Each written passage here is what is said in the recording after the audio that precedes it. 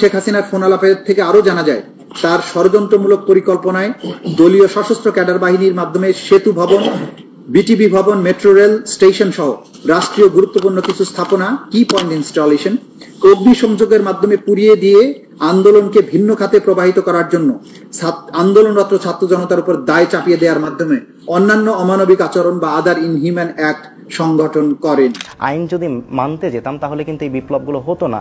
যদি মেট্রো রেলে আগুন না দেওয়া হতো, যদি পুলিশদেরকে না মারা হতো, তাহলে এই বিপ্লবটা এত সহজেই অর্জিত হতো না, কিংবা এই ফ্যাসিবাদের পতন নিশ্চিত করা যেত না। যদি মেট্রো রেলে আগুন না দেওয়া হতো, যদি পুলিশদেরকে না মারা হতো, তাহলে এই বিপ্লবটা এত সহজেই অর্জিত হতো না, কিংবা এই ফ্যাসিবাদের পতন নিশ্চিত করা যেত না। আমাদের যে বিটিবি, যেখানে গভর্নমেন্টের মুখপাত্র, তখন কি তোমরা একটারা হামলা করেছিলে?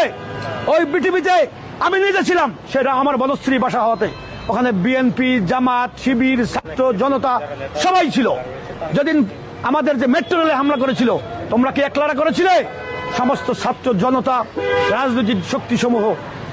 নরসিংদী কারাগার হামলা হয়েছিল, তোমরা কি একলারা করেছিলে?